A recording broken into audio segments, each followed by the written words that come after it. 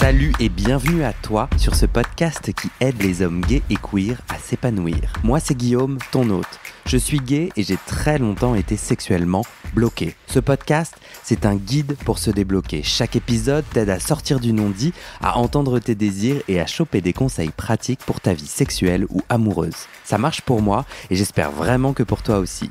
D'ailleurs, si tu veux que ce podcast continue, j'ai besoin de ton aide. Je cherche 400 auditeuristes qui donnent 5 € par mois pour que ça me fasse un gros SMIC. Bon, on est déjà à 70, j'utilise mes économies pour compenser, mais ça ne tiendra qu'un temps. Alors rejoins les 400 maintenant, lien dans le descriptif de cet épisode ou en tapant bit.ly/comment devenir. Tu y trouveras aussi mon Instagram pour voir ma tête, petit curieux, suivre les coulisses du podcast et le lien du Discord pour discuter entre auditeurs. Allez, place à ton épisode, bonne écoute.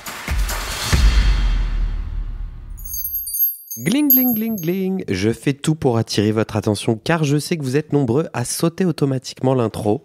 C'est mal. Non, je rigole. Je comprends. Ok, j'ai une annonce à vous faire. Le prochain épisode enregistré avec public à Paris, c'est le samedi 6 janvier. Et je te rappelle le concept, on se retrouve à une vingtaine d'auditeurs et 2 experts sexos. On prend le temps de se rencontrer, de se raconter hors micro par petits groupes. Puis on prend l'enjeu d'un auditeur volontaire pour échanger nos vécus et nos astuces pour une sexualité plus épanouie. Pour vous préinscrire, vous allez sur le site du podcast en tapant bit.ly/comment devenir dans le navigateur. D'ailleurs, sur ce site, tu trouveras aussi les infos sur les rencontres entre auditeurs qui s'organisent en ce moment même dans 7 villes en France, Paris, Lyon, Toulouse, Marseille, Nantes, Lille, Strasbourg, en Europe aussi, Bruxelles, Genève, Berlin et Madrid, et même à Montréal, ma ville étudiante chérie. Mais ça, c'est une autre histoire. Allez, je vous redonne le lien bit.ly/comment devenir et je vous souhaite une bonne écoute. Déjà, bienvenue chez moi. Merci. Dans mon canapé. Mathias, tu es l'auteur de l'essai 4% en théorie aux éditions Goutte d'Or. J'ai bon pour le moment. Tout est bon, tout est juste. Alors, 4%, c'est la proportion d'hommes gays dans le monde. Tu vas nous expliquer, mais le chiffre est à peu près. Et c'est un livre à la fois enquête scientifique et intime. Mmh. Et au début, quand j'ai reçu le livre, on me l'a offert, première fois, j'étais très content. En plus, sujet passionnant, je me suis dit « Oh, ça m'emmerde ». Et je me suis dit « Ah non, moi j'ai pas envie » parce qu'en gros, pendant tout le livre, enquête scientifique intime, tu te partages à la fois toi en tant qu'homme gay, donc tu partages ton cheminement autour de cette question « Pourquoi je suis gay ?» Et la partie scientifique, c'est tu épluches toutes les recherches, les théories qui justement essayent de percer ce, entre guillemets, mystère. Mmh.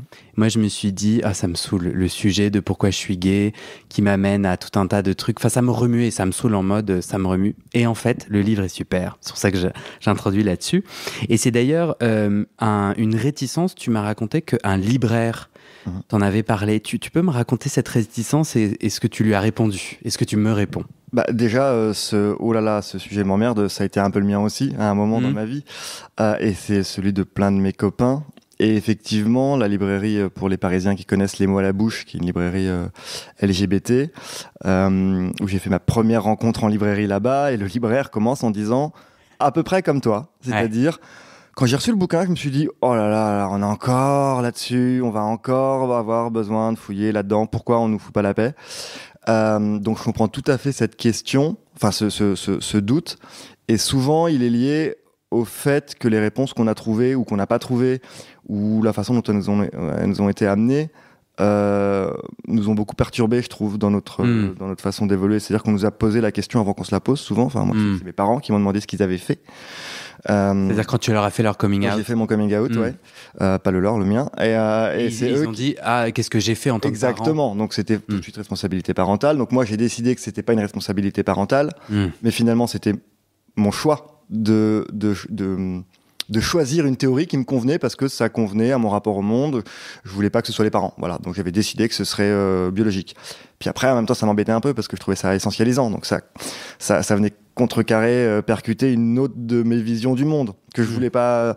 Et donc je me suis rendu compte que souvent les les réponses qu'on avait sur ce sujet, pourquoi je suis gay, elles sont teintées de beaucoup d'autres choses, soit notre rapport à notre environnement qui nous a posé la question, soit à notre acceptation qui a été plus ou moins difficile, et que souvent, il y a une période de questionnement, et après, on passe à une période où on laisse ces questions de côté. Ouais. On est fier, on s'assume, on n'a plus besoin de se justifier, parce qu'il y a souvent ça aussi, il y a la question de se justifier, dans expliquer pourquoi on est homosexuel. Les hétérosexuels se posent pas la question. Ouais, c'est ça. C'est pour moi une question qui était toujours teintée de c'est un problème à résoudre, que j'assume plus ou moins frontalement, tu vois.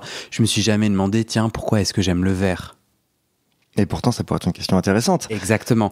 Mais du coup, c'est pour ça que la question cœur de ton livre m'a fait peur au début, où j'ai eu un mouvement de réticence.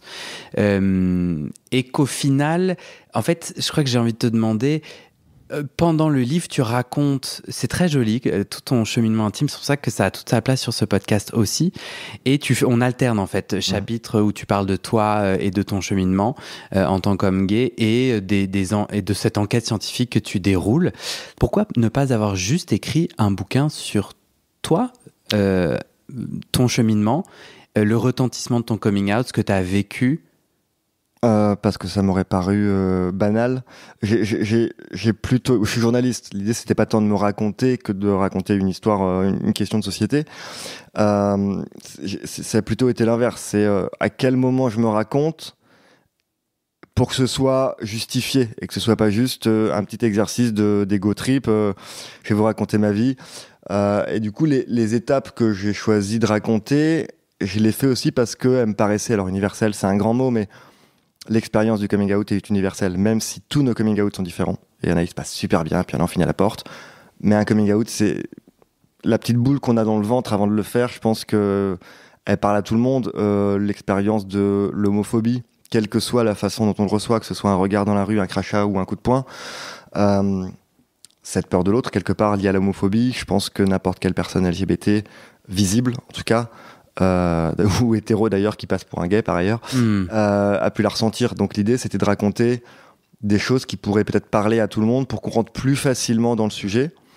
Et que derrière, on dit, bon, allez, je te prends un peu par la main avec l'humain, pour que je t'amène au truc qui va être un peu plus chiant, on va pas se le cacher, on va aller dans les études scientifiques, quoi. Eh ben, je suis pas d'accord avec toi, je trouve que tu les racontes bien. Ah, c'est peut-être mon côté un peu geek, mais j'ai trouvé au final, ce qui était vachement chouette dans le propos, c'est je vais regarder où en est la recherche sur ça, et en fait, en faisant comme ça des points sur la recherche, les théories, on se les réapproprie. Comme, en fait, tu as un propos de toi, d'homme homosexuel, tu les relis, tu les critiques.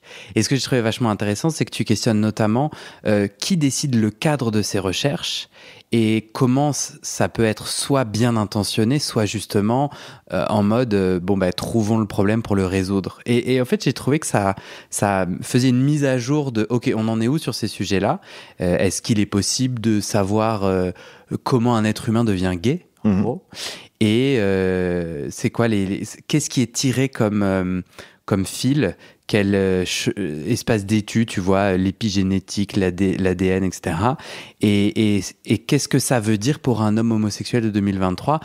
Tu vois, et j'ai trouvé ça aussi... non, je suis pas d'accord. Je trouve que les chapitres un peu plus geeks sont simples et... Bah merci, ça a été le gros du boulot honnêtement, hein. C'était de passer, mon éditeur m'a dit aux premières versions, bon c'est super, maintenant on va couper 2 tiers, hein, parce que effectivement je m'étais allé un peu en explication et en surexplication et on a beaucoup bossé pour que ce soit fluide, accessible. L'idée de ce bouquin c'était aussi de pouvoir l'offrir à ma mère, qui est pas une geek, ni une scientifique, donc il soit accessible pour elle et qu'éventuellement il soit accessible aussi pour un minot de 17 ans qui peut se poser ces questions. Et peut-être qu'il trouvera des choses un peu plus carrées que ce qu'il peut trouver sur Internet ou que ce que moi j'ai pu trouver à l'époque. Ou globalement, enfin moi que je vois quand j'en parle avec des copains, c'est soit c'est une réponse qui nous convient parce qu'elle correspond à notre vision du monde, soit c'est parce que c'est la dernière qui est sortie. Il y a une brève qui dit qu'il y a un mec qui a trouvé un lien épigénétique et ça devient... Bah t'as vu, c'est épigénétique. Ça y est, on a la preuve. Alors que non, on a peut-être trouvé quelque chose qui dit qu'il y a une part d'épigénétique dans certains cas. C'est pas du tout la même chose. Et donc, voilà, il a fallu essayer de résumer et condenser un peu ça. Et effectivement, comme tu le disais, aussi de poser les questions qu'il y a autour, telles que qui fait ses recherches, dans quel but, dans quel cadre. Moi, j'étais très surpris de découvrir qu'il y avait plein d'homosexuels, par exemple, qui avaient eux-mêmes entamé ces recherches. Pour moi, c'était avant tout des recherches d'homophobes qui voulaient nous décortiquer pour nous réparer. Et en fait, plein de mecs aussi ont fait ces travaux, ont utilisé, mais quelque part un peu comme moi j'ai fait ce livre, pour peut-être mieux me comprendre. Plein de mecs, principalement des hommes, ont fait ces recherches dans le but de mieux se comprendre aussi, de savoir qui ils étaient. Alors, dans certains cadres, dans les années 2000, pour mieux se connaître. Dans les années 90, en pleine épidémie de sida, c'était aussi pour mieux comprendre quel était ce malheur qui frappait la communauté, presque cette malédiction. Il y en a un, par exemple, Simon Levey, qui a fait des recherches. Son compagnon est mort du sida. Et il a fait quelques petites recherches sur le sida, et puis il a voulu presque aller à la racine de ce que c'était pour lui, et c'était l'homosexualité. Et donc, il est parti dans ces recherches-là. Donc, il y a effectivement, pour beaucoup de chercheurs, le besoin de se comprendre. Et parfois, le retour de bâton, le moment où ils se disent « Oula, mais en fait... qu'est-ce que je suis en train de faire ? Quels sont les risques à trouver des réponses ?» Et certains d'ailleurs qui ont fait marche arrière ensuite et qui sont partis travailler dans d'autres domaines parce qu'ils ont eu presque peur de leur propre trouvaille. Tu as écrit ce livre pour mieux te comprendre. Du coup, là, tu l'as dit. Mince. Alors, qu'est-ce qu'on a mieux compris ? Non, mais c'est une vraie question. Toi, donc tu as fait 2 ans d'enquête ? 4 ? L'écriture du bouquin a duré sur 3 ans, mais il y a eu 1 an de rédaction intensive à temps plein. Et 2 ans où j'ai fait des recherches, mais j'avais un autre boulot à côté, donc c'était pas du temps plein. Ouais. Mais c'est quand même un cheminement de plusieurs années entre le Mathias d'avant, qui était homosexuel à ce moment-là, n'est-ce pas ? Oui. Et le Mathias d'aujourd'hui, non ? Il est toujours homosexuel. Il l'est, ok. Ouais. Bravo.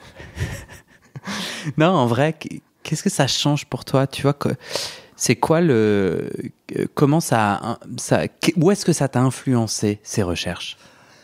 C'est difficile de savoir exactement quelle est la part du livre ou du travail que j'ai fait autour du livre dans mon évolution et les autres événements qui sont arrivés sur ces 3 dernières années. Mais il est certain qu'il y a quelque chose de beaucoup plus apaisé, je dirais. Et justement, peut-être qu'il se questionne moins, parce qu'on va pas spoiler, mais je donne des débuts de réponse dans le livre et je donne évidemment pas la réponse absolue, parce que si on l'avait, je pense qu'on le saurait, on m'a pas attendu. La réponse à... Pourquoi je suis gay, voilà. Ouais. Et du coup, il y a quelque chose d'un peu apaisé de me dire, oulala, c'est un truc très complexe, ce truc-là. J'ai un bout de réponse. Ce bout de réponse, il élimine, même si je m'en doutais, mais bon, clairement, toute la question de pathologie, de maladie, de perversion, de vice ou de satanerie, que sais-je, autre. Et c'est le fruit de quelque chose de très riche, de très complexe, qui mêle sans doute du social, du biologique, du psychologique, qui est le même mécanisme qui a sans doute conduit mes petits copains hétéros à devenir hétéros.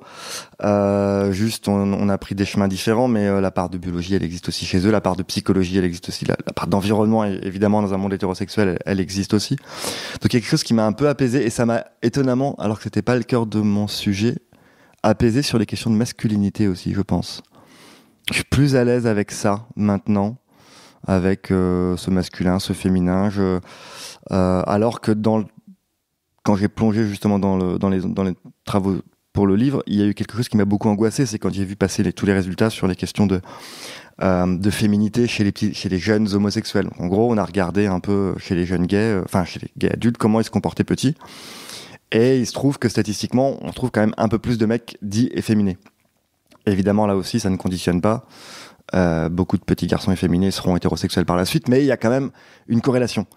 Et ça m'avait beaucoup angoissé parce que ça a remis sur le tapis un truc que moi j'ai combattu mais pendant des années. C'était la fillette, c'était la tapette, quoi. Voilà, là je te parle, j'ai les jambes croisées, je suis plutôt à l'aise, j'aime bien avoir les jambes croisées. Mais à 12 ans, je faisais mon manspreading pour être un bonhomme parce que j'avais l'impression qu'il fallait que je revendique une certaine forme de masculinité et que sous cette forme de féminité, il y avait presque comment dire, qu'on décelait l'homosexualité sous la féminité. Mm-hmm. Que je voulais absolument cacher, évidemment, déjà à moi-même. Et donc, quand j'ai vu ça, ces chiffres-là sur ces corrélations, je me suis dit, genre, mais on retourne finalement au Moyen-Âge, quoi. Ça y est, on retourne sur les efféminés sont des PD, les PD sont des efféminés. Et maintenant, je me dis, peut-être qu'on est un peu plus efféminés que la moyenne. Peut-être qu'on pourrait l'être beaucoup plus si on s'était pas construit dans un monde où on nous avait appris à être masculin, justement, et qu'on n'avait pas nous-mêmes caché une partie de cette féminité. Et peut-être que c'est pas facile d'essayer de la retrouver aujourd'hui, alors que j'ai 37 ans derrière moi de construction de masculinité toxique, mais que c'est une quête plutôt agréable à faire, en fait, qui fait de mal à personne, ni à moi ni aux autres, et qu'on peut redécouvrir des choses plutôt chouettes là-dedans. Donc là aussi, ça m'a, je pense, plutôt apaisé sur quelque chose que j'essaie plutôt de rejeter avant, je pense. Tu dédies le livre à tes parents. J'étais assez intrigué. Peut-être parce que pour moi, c'est un sujet en ce moment, dans mon intime à moi, très important. Comment est-ce que ce livre a changé et est-ce qu'il a changé quelque chose dans ton rapport à tes parents ? Alors, il a changé quelque chose pendant que je l'écrivais parce que j'étais très angoissé à leur réception, parce que je raconte mon coming out, ils n'ont pas été super chouettes, même si c'était de l'homophobie plus par ignorance du sujet. Ils pensaient qu'ils en connaissaient pas des homosexuels. J'ai dû leur dire qu'il y avait 2-3 voisins, à mon avis, voilà. Mais parce que toi, t'as grandi dans quel coin ? Un petit village dans la région centre, près de Bourges, dans le Cher. Donc effectivement, des homosexuels, on n'en connaissait pas. Eux, ils n'avaient pas d'amis homo. À part 2-3 références à la télé, et on parle des années 80-90, elles n'étaient pas nombreuses. Enfin, 90-2000 plutôt. Et très caricatural. En gros, il y en avait Stevie, Sevran et La Marque des Fiertés sur TF1. Attends, Stevie, Love Story. Voilà, Sevran, Pascal Sevran. J'ai pas grandi avec la télé, mais il présentait une émission. La chanson, je crois que c'était ça. Il était ouvertement homosexuel. Et il était ouvertement. Ou alors, s'il n'était pas ouvertement, tout le monde le savait. En tout cas, pour mes parents, c'était un gay, c'est sûr. Et le troisième ? Et j'ai parlé, et la Pride. Et le reportage sur la Pride, où généralement on filmait les plumes, que j'aime bien mettre aujourd'hui, mais qui à l'époque m'angoissait parce que je me disais ça peut pas être moi. Oui, les seules images qu'on voyait, c'était des drag queens. Oui, on voyait pas les images militantes, etc. quoi. Mais continuons à venir les drags à la Pride, hein, c'est pas la question. Mais à l'époque, j'avais que ça comme représentation. Ouais, bien sûr. Et donc, j'imaginais pas comment moi je pouvais me glisser là-dedans, quoi. Ouais. T'es inquiet du coup en écrivant ton histoire, tes parents ont pas le beau rôle. Tu t'inquiètes. Ouais, et j'avais pas envie de remuer des choses qui sont maintenant passées. Je veux dire, à Noël, mon chéri est convié, ça va être super. Je veux dire, ils accueillent mon conjoint comme ils auraient accueilli ma conjointe aujourd'hui. Donc j'ai pas forcément envie de remonter dans le temps et leur dire ah oui, mais quand même là c'était douloureux. J'avais peur qu'ils le vivent mal, ça. Et au final, alors mes parents m'ont promis qu'ils ne liraient pas le livre quand j'ai commencé à l'écrire, en me disant pour que tu puisses l'écrire librement, sans te demander comment on va le réceptionner. Ce qui m'a à la fois fait plaisir et à la fois vexé. Vexé parce que merde quand même, maman j'ai écrit un livre, et pardon, et à la fois fait plaisir en me disant bon, sois rassuré, ils le liront pas. Puis évidemment, j'ai pas cru, et je leur ai offert, et je sais qu'ils ont tourné autour pendant quelques semaines, et il y a 2-3 semaines, j'ai levé le tabou, j'ai dit allez-y, vous pouvez le lire tant que je suis pas à côté de vous, juste s'il vous plaît, je vais pas pouvoir le lire, mais quand je suis à Paris, allez-y, lisez-le. Et il y a 2-3 semaines, j'ai juste eu un message sur mon répondeur. Oui, c'est maman, bon, j'ai lu ton livre cet après-midi, c'est super, je suis très fier de toi, je t'aime. Et c'était le plus beau retour sur le livre que j'aurais pu avoir, voilà. Et là, elle est en train de le relire, d'ailleurs. Et ça y est, elle en a parlé à toutes ses copines, alors qu'au début, c'était un sujet un peu genre où, tu sais, l'homosexualité, c'est pas non plus le sujet dont on va se vanter, l'homosexualité de mon fils, je pense. Alors que maintenant, donc finalement, je suis très heureux de leur retour. Mon papa ? Mon papa aussi, mon papa est plus discret. Mon papa, c'est un bonhomme, voilà. Donc, c'est pas quelqu'un qui va épancher beaucoup ses sentiments. Donc, en général, mais on le voit. Lui, ce qu'il n'a pas plus, c'est qu'il utilise le mot PD, parce qu'il trouve que c'est pas gentil. Je trouvais ça mignon, voilà. Si je dis s'il y a que ça qui te plaît pas dans le bouquin, ça va. Donc, il est aussi, je pense, assez fier et assez heureux. Je dis je pense parce qu'il n'a pas exprimé comme ça. Ouais. Mais on sait lire les signes, on se connaît maintenant. Ouais. Parce que tu vois, tu dis, moi j'écris ce livre pour, dans mon chemin d'intime, m'apaiser. Tu vois, tu l'as dit, c'est aussi... Alors t'es journaliste, c'est ton métier, c'est peut-être aussi un sujet qui t'intéresse en tant que journaliste. Je te coupe, je l'ai pas écrit pour m'apaiser. Ok. Mais il m'a apaisé. Ça a été un peu le résultat. Je l'ai vraiment écrit plutôt pour trouver des réponses. C'est ma chance en tant que journaliste, et notamment ce que je faisais avant du gonzo, c'est-à-dire du journalisme à la première personne, c'est que globalement, quand j'ai un sujet qui me taraude, je me dis, bon, je dois pas être le seul à être taraudé par cette question. Tiens, si j'allais un peu creuser et partageons les réponses. C'est un boulot, enfin voilà, c'est une chance que j'ai qui est énorme dans mon boulot. Et il se trouve qu'en plus, ça m'a plutôt apaisé, ouais. Pardon, je t'ai coupé. Non, mais ça s'aligne complètement. C'est vachement similaire à mon podcast dans l'élan. Et moi, je vois qu'en fait, c'est des très beaux prétextes à remettre des sujets qui...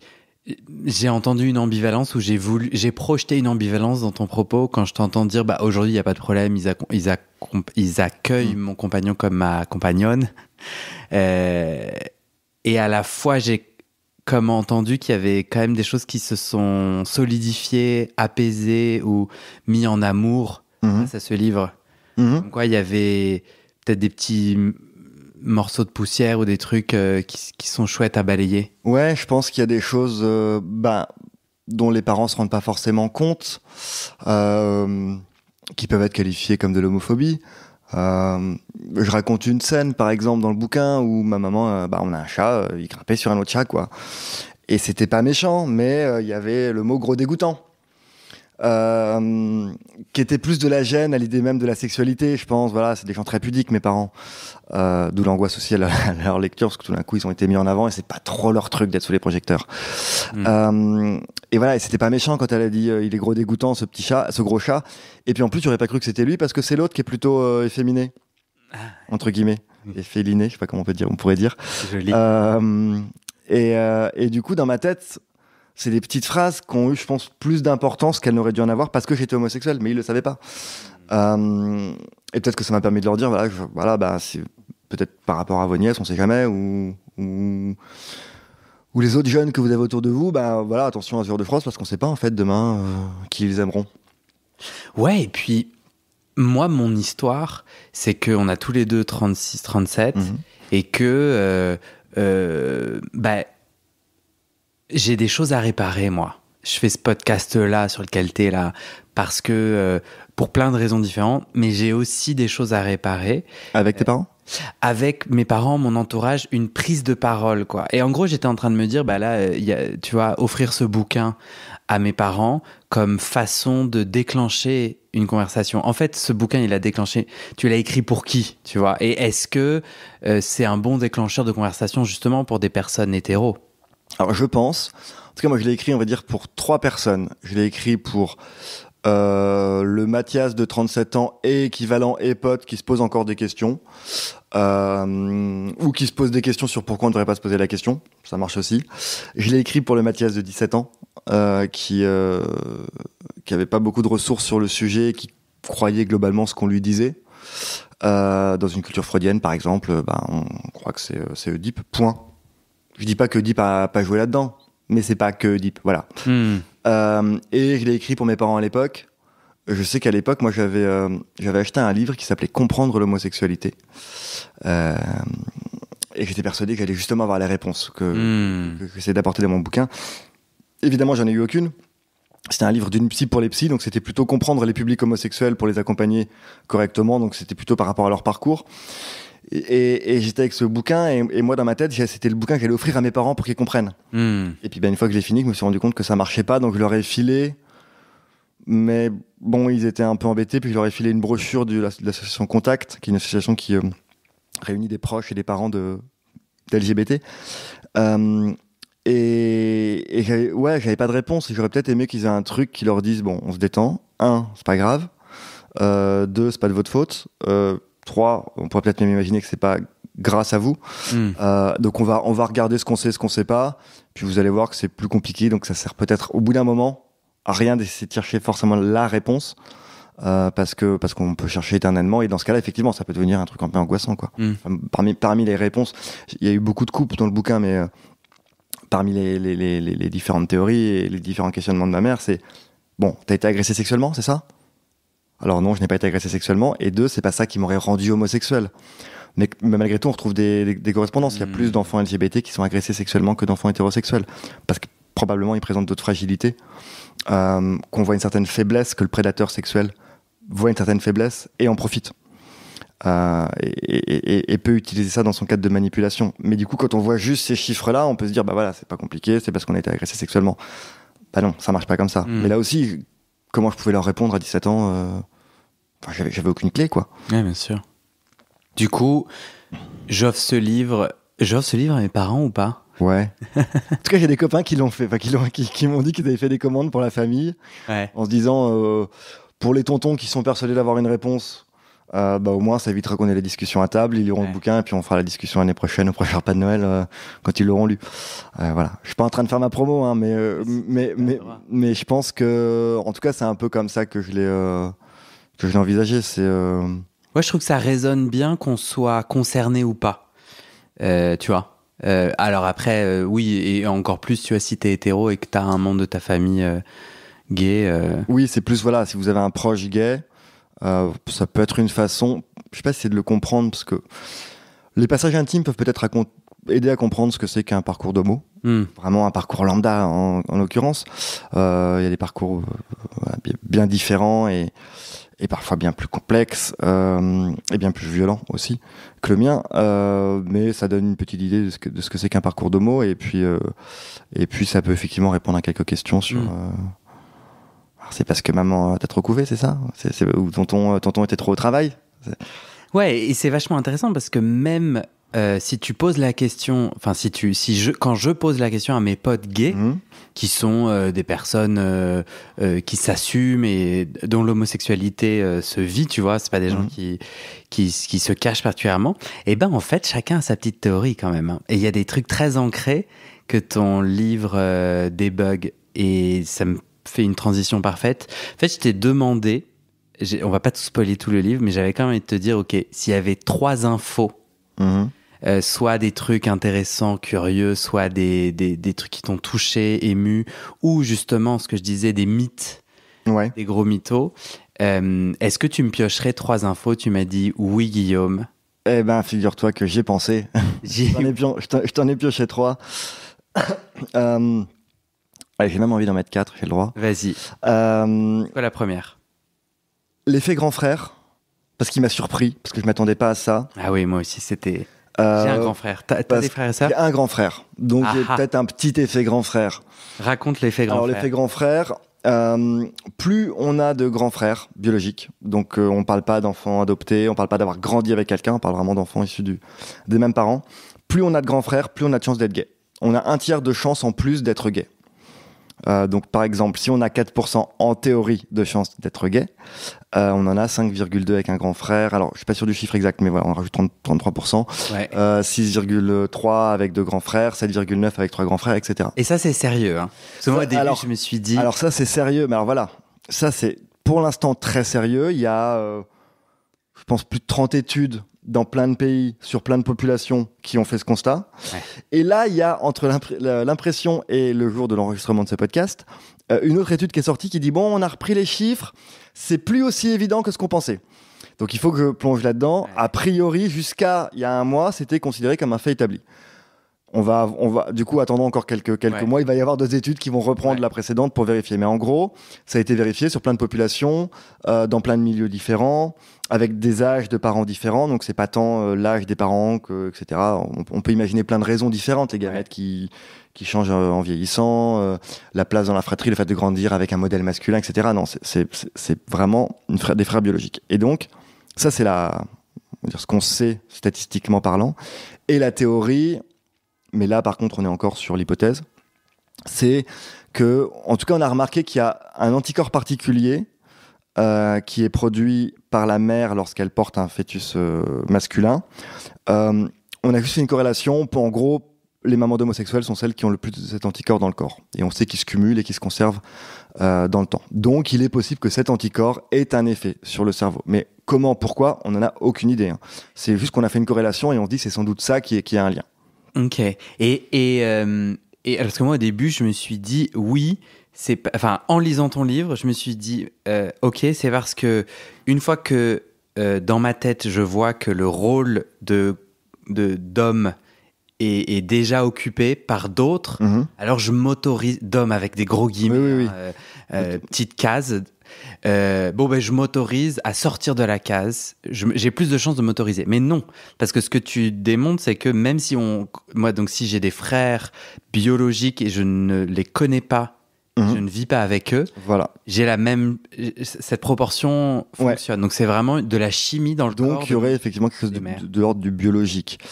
Mais évidemment que cette question peut se poser, et d'ailleurs c'est aussi une des théories, c'est que quand il y a déjà entre guillemets un mâle reproducteur, parce que c'est ce qu'on peut imaginer, on peut peut-être s'enlever ce poids. Ouais, c'est ce que je pense. Qu'on a sur les épaules, de devoir fonder une famille, être un bon père de famille. Je mets plein de guillemets que vous pouvez aisément deviner. Et donc s'autoriser des sorties de route.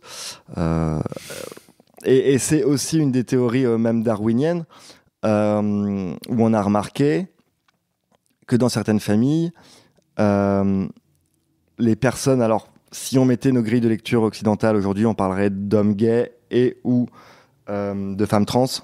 Dans certaines cultures, c'est un groupe homogène qu'on voit un peu comme un troisième sexe.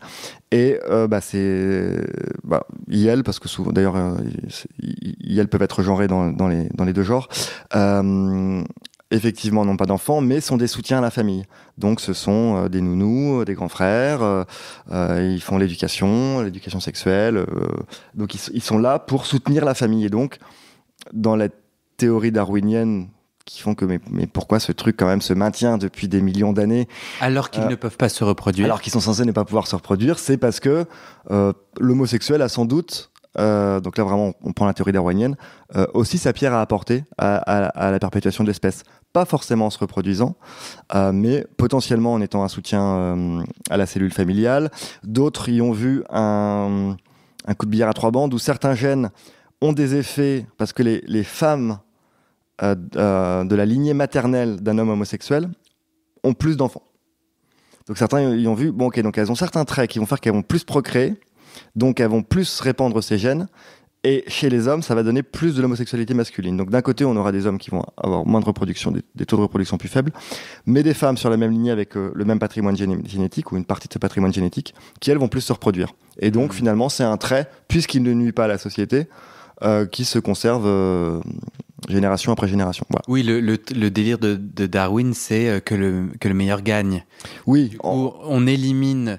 Normalement, un trait qui nous nuit, effectivement, il va être progressivement éliminé. Or, il se trouve que ça fait quand même quelques millions d'années que l'homosexualité existe chez l'humain et chez nos ancêtres. Donc, on peut imaginer que si Darwin avait raison, a priori, on n'est pas en train de détruire notre patrimoine génétique ou la survie de l'espèce. Est-ce que tu sais ce qui a déclenché la recherche de l'effet grand frère ? Parce que, en fait, qu'est-ce que les chercheurs viennent foutre, les chercheuses viennent foutre dans ce... Tu vois, c'est par hasard. Mais c'est une bonne question que je ne m'étais pas posée. À quel moment les premières études... En fait, les premières études... On cherchait une cause biologique, génétique, qui essaye de remonter, parce qu'il y a aussi toutes les études génétiques, justement, et par moments, elles se croisent. Les premières études, on est plutôt dans les années 1960, je dirais, sur ces questions-là. On n'avait pas du tout détecté l'effet grand frère encore, mais par contre, on commençait à faire des statistiques sur les familles. En gros, on a commencé à regarder, par exemple, entre des jumeaux, des vrais jumeaux, des faux jumeaux ou des frères, combien partagent la même orientation. Et c'est là qu'on s'est dit, il doit y avoir un truc un peu biologique parce que, effectivement, les vrais jumeaux, ils partagent quand même plus souvent la même orientation que les faux jumeaux, par exemple. Mais ça, c'est un qui a un élan de chercheur. C'est-à-dire, il y a de l'homophobie là-dedans. Enfin, pourquoi on va se poser ces questions-là ? Tu vois, moi, l'effet grand frère que tu as bien expliqué, qui fait que du coup, plus une personne a des grands frères, plus il a de chances d'être gay. Ça fonctionne sur les hommes. Pas sur les femmes, par ailleurs. Eh ben moi, je suis pas très à l'aise. Toi, tu te sens bien ? Enfin, le fait que des gens ont dépensé de l'argent et du cerveau pour me sortir ça, et alors, soit fun fact, je vais clairement briller à mon prochain dîner, soit, en fait, je vois toutes les possibilités que ça soit mal utilisé, et c'est vraiment pour moi un vrai danger pour... Tu vois, je serais beaucoup plus intéressé qu'on dépense de la thune et du cerveau sur pourquoi les hommes hétéros sont homophobes. Il y a eu quelques petites études qui ont été faites là-dessus. Non, mais tu vois ce que je veux dire ? Du coup, je me méfie des mais il faut se méfier. De l'effet grand frère. Tu sais, toi, d'où... Je réfléchis de ceux qui aujourd'hui... Alors, je veux pas dire de bêtises. De ceux qui aujourd'hui travaille dessus sur les années. Il y en a un qui notamment a été qualifié de transphobe, on peut dire ça comme ça, parce qu'il travaille sur une clinique du genre. Donc j'ai un a priori pas très positif sur cette personne. D'autres ont vraiment commencé. D'autres étaient homosexuels par ailleurs. Il y en a un autre qui était homosexuel dans ceux qui ont travaillé sur cette question. Je crois vraiment que la base de cette question, c'était on va chercher à comprendre ce truc qui est l'homosexualité, et on tape un peu tous azimuts, et donc on commence à on va regarder ce qui se passe dans les familles. Et je me souviens, c'est les premières recherches dans les années 60 justement, une des conclusions c'était ce n'est pas une psychopathologie. Donc il y avait quand même si ce n'est un but, en tout cas un résultat qui dit bon, on sort de l'idée de maladie. On est 90, 30 ans avant que ce soit plus une maladie au niveau mondial. Donc il y a un truc très ambivalent, et pour être tout à fait honnête, je n'arrive pas à avoir une opinion. Faut-il faire ces recherches ou pas? Parce que d'un côté, ça nous a permis aussi de nous sortir de pas mal d'idées préconçues, à la con. C'est parce que les mecs, les pédés, ils font pas assez de testo. Il se trouve que ils font pas assez de quoi? De testostérone. Ils envoient pas assez de texto? De testostérone. Voilà. Une blague de grand-père. De testo. Ils font pas ça. Ah oui, c'est que. Oui, voilà, c'est juste qu'on n'est pas assez des bonhommes, quoi. Ouais, on n'a pas l'hormone de mâle. Et ça, on allait vérifier dès les années 70, et les résultats ont donné ça n'a rien à voir. 2, ah merde, il y a peut-être un truc où on aurait des fois aussi un peu plus de testostérone que chez les autres. Ce qui a bien embêté, ça collait pas à la grille de lecture. Bah non, mais c'est censé être des tafioles, donc ils peuvent pas avoir de la testostérone. Ouais. Donc d'un côté, ça a permis de balayer un peu des idées reçues. Ouais. Et de dire, en fait, oui, des homosexuels, il y en a des très virils, il y en a des très féminins, il y en a des... vous pouvez pas nous repérer comme ça dans la rue selon la façon dont je casse mon poignet, quoi. Ouais. Et de l'autre côté, bien sûr que ça peut potentiellement amener à des dérives. Si demain, on décelait vraiment finement... vraiment, je vais faire des allers-retours entre mon espoir et mon inquiétude. Si demain, on arrive à déceler assez finement... la génétique gay, peut-être que demain on fera des petits tests génétiques et puis on pourra avorter parce qu'on n'a pas envie d'un rejeton homosexuel. Ouais. C'est un risque géniste possible. Et en même temps, plus on fait des recherches, plus on se rend compte que c'est complexe et que le gène gay n'existe pas et que ce sont des combinaisons très complexes qu'on n'arrive pas à comprendre qui pourraient avoir un impact. Là encore, c'est pas génétique, c'est un impact. Oui, la conclusion de ton livre, elle est complexe et elle est fine. Plus ça devient complexe, pour moi, moins il y a de risques. Ouais. Et à l'inverse, les théories psychologiques ou autres, elles ont aussi donné des dérives terribles. En fait, je pense qu'il n'y a pas une théorie qui n'a pas un pendant vraiment dangereux. Oui. Quelle qu'elle soit, on trouvera toujours un moyen d'utiliser cette théorie en se disant bon, alors si c'est appris, Pavlov, ça se désapprend, super. Si c'est oedipien, on va faire un guide du parfait parent pour faire un fils hétérosexuel, droit, straight. Si c'est hormonal, on a essayé la greffe de testicules d'hétérosexuels quand même dans les années 1910. On a littéralement greffé des testicules. Des demi-testicules d'hommes hétérosexuels à des homosexuels en disant on va leur foutre les bonnes hormones. Donc on a tout essayé de toute façon. Spoilers, ça n'a jamais marché évidemment. Ces années. Mais il y a eu des morts. Il y a quand même eu des personnes qui sont décédées. Et je sais pas. Parfois je me dis mais peut-être que ce sont celles qui s'en sont le mieux sorties, contrairement à d'autres qui ont vécu littéralement de la barbarie, quoi. Enfin le conditionnement. On pense que l'homosexualité, par exemple, est apprise. Donc, en gros, on a un rapport homosexuel, un peu par erreur, parce que ça peut jamais être tout à fait voulu, hein, un truc aussi chelou. Un premier, par exemple, dans les dortoirs de garçons ou autres, finalement, ça amène à un orgasme. Il se trouve que l'orgasme est quelque chose d'assez cool. Donc, on se dit que c'est cool, donc on le reproduit, donc on conditionne comme ça notre comportement à être homosexuel. Ça, c'est une des théories. Hein, c'est quoi? C'est behavioriste, comportemental. C'est vraiment l'idée que tout est appris et conditionné, voilà. Alors il y a ceux qui considèrent que l'hétérosexualité est conditionnée exactement de la même façon, donc là c'est intéressant. Il y a ceux qui disent de toute façon le comportement sexuel c'est un comportement comme les autres, donc nous on est behavioristes, on considère qu'il est appris homo comme hétéro. Puis il y a ceux qui vont dire non mais l'hétérosexualité il n'y a pas besoin d'expliquer, c'est normal, c'est comme ça, c'est la magie de la vie, c'est dans nous dès le début, et parfois il y a un mauvais comportement qui arrive et donc c'est celui-là qu'il faut expliquer, essayer de comprendre. Donc déjà rien qu'avec la même théorie on peut l'avoir de deux façons différentes. Et le pendant de ça, c'est qu'il y en a qui vont dire tout ce qui s'apprend se désapprend. Hein. Si vous êtes fumeur, il y a des théories comportementales, on va juste vous apprendre à changer vos habitudes, puis un jour vous aurez plus envie de fumer de clope. Ouais. Et généralement, parmi les méthodes d'apprentissage, on vous explique aussi quand même que ça vous fait du mal. Dans les thérapies, je mets des gros guillemets autour de ce terme,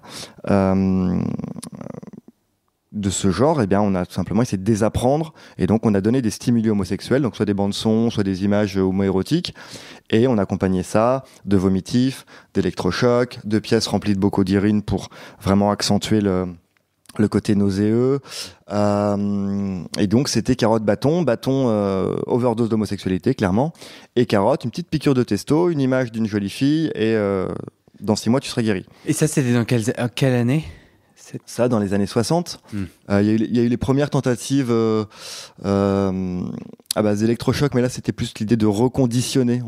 On pensait faire un choc épileptique, et on s'est dit, ça va repartir à zéro, on va rebooter la machine, et donc, si elle repart bien, elle repart hétéro, quoi. Bon. Et dans les années 60, beaucoup dans les pays de l'Est, ex-URSS, beaucoup aux États-Unis. Nous, en Europe, on était plutôt castration chimique ou castration physique. Voilà. Donc, chacun avec sa petite théorie, arrivait avec sa petite méthode. Oui, c'est l'histoire d'Alan Turing.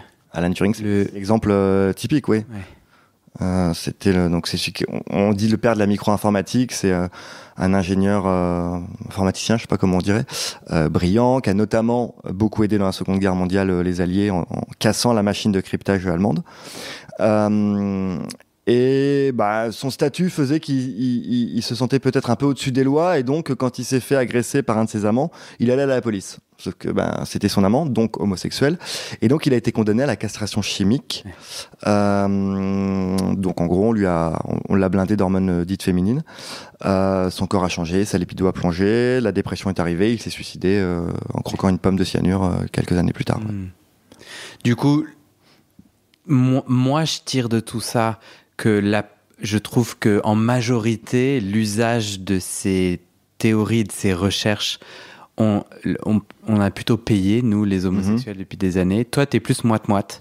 Tu mets en lumière aussi que ça permet... Donc là, je revenais sur notre effet grand frère, quoi. Ça permet aussi de mettre de côté des théories encore plus fumeuses. Ça permet de mettre de côté des théories fumeuses. Ça permet de voir qu'aucune théorie n'est la théorie.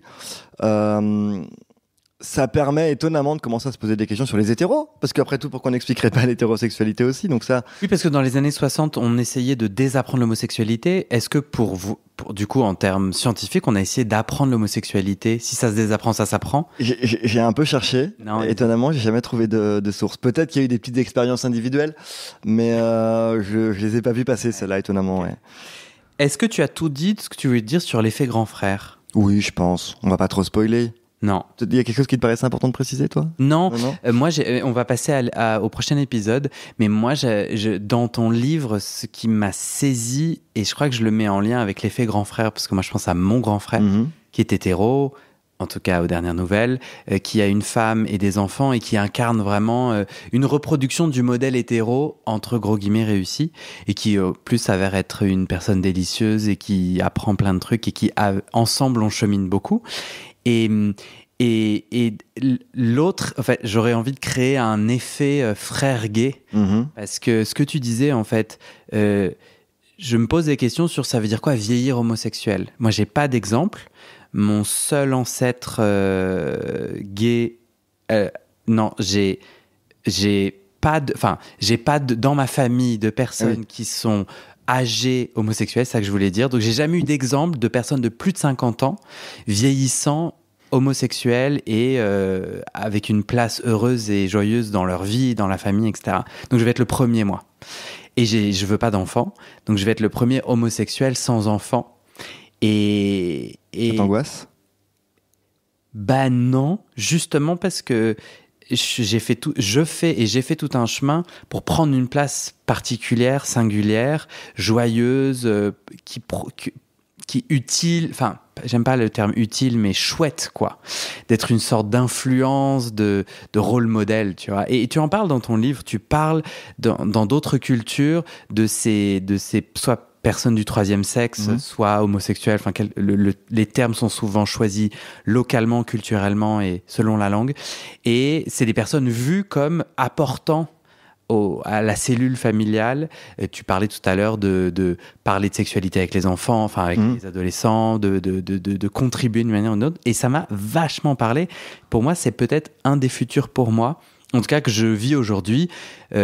J'ai envie d'être une forme d'autorité ou d'adulte pour mes neveux et nièces, qu'ils ne peuvent pas forcément avoir, parce que tes parents, c'est tes parents. Puis tes oncles et tantes hétéros. Et moi, je suis différent dans ma manière d'être au monde. Et en fait, je trouve que mon frère et ma belle-sœur célèbrent vachement ça. Enfin, on fait pas une ronde autour de moi. Non, mais c'est chouette. Il est homosexuel, yeah. Non, mais en vrai. D'être à ton dîner de Noël. C'est clair. Non, mais mais tu vois, il y a comme une joie à montrer tout un tas de chemins et de façons d'être. Tu vois, enfin, en tout cas, c'est ce que je ressens, quoi.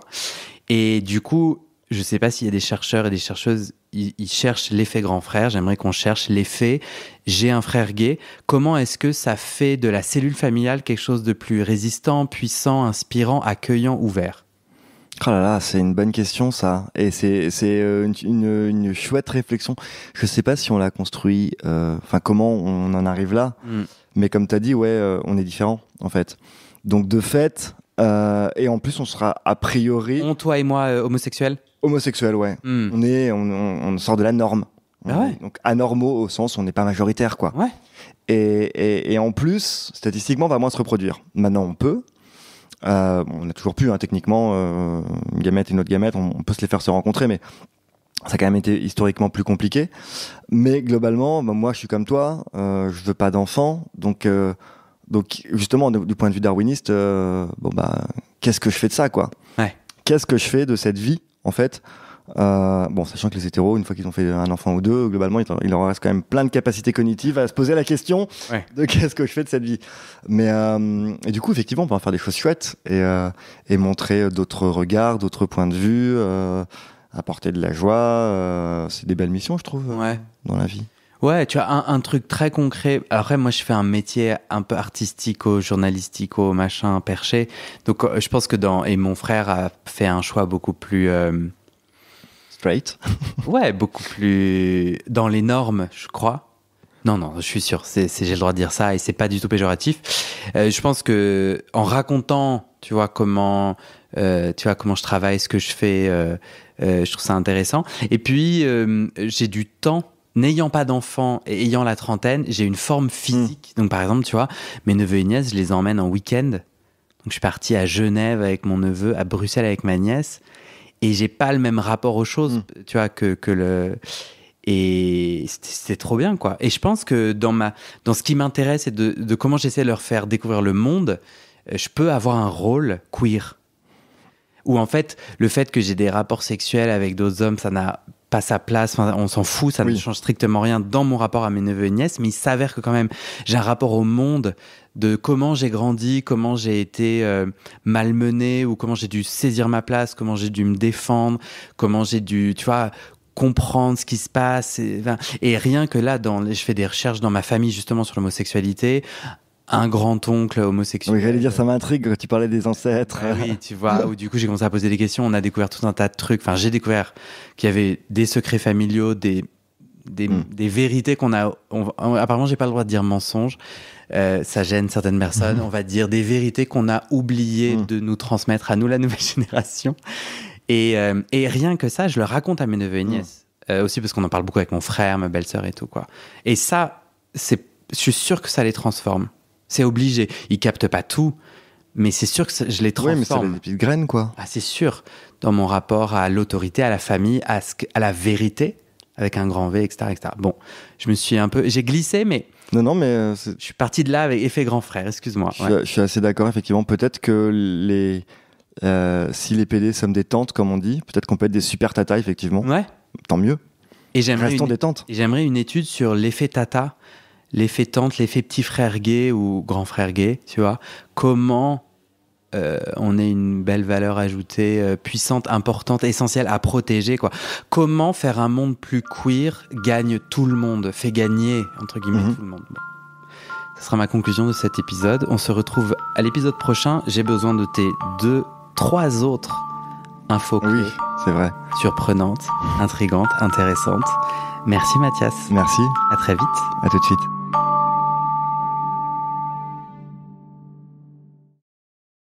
Et c'est la fin de cet épisode. Vérifiez dès maintenant si la suite est déjà publiée. Sinon, vous pouvez vous abonner à ce podcast sur votre plateforme d'écoute pour être alerté dès la sortie des nouveaux épisodes. Et si vous aimez les témoignages intimes comme celui que vous venez d'écouter, j'ai 2 autres podcasts qui pourraient bien vous plaire. Je vous les présente. Histoire de devenir moi. Ça, c'est un podcast dans lequel des gens ordinaires me racontent un tournant déterminant pris dans leur vie. Ils racontent le déclic qui a tout changé et comment ils sont devenus un peu plus eux-mêmes. Ma dernière séance de psychanalyse. Ça, c'est un podcast dans lequel des gens me racontent leur dernière séance sur le divan et comment la psychanalyse les a aidés, ou pas. Et d'ailleurs, c'est avec ce podcast que j'ai gagné le prix du meilleur podcast de conversation en 2022. Alors pour écouter ces podcasts, vous pouvez tout simplement taper les titres dans la barre de recherche de votre plateforme d'écoute. Mais je vous mets aussi dans le descriptif de cet épisode les liens pour écouter ces podcasts et les liens de mes réseaux sociaux pour découvrir les coulisses de mon aventure de podcasteur et aussi la page de dons pour soutenir mon travail et mes podcasts. En tout cas, n'hésitez pas à m'envoyer vos retours et vos réactions à guillaumefaidespodcasts@gmail.com ou sur mes réseaux sociaux. Ça me motive énormément de savoir que ces histoires naviguent et résonnent, ou pas d'ailleurs. Allez, merci pour votre écoute et à très bientôt dans vos oreilles.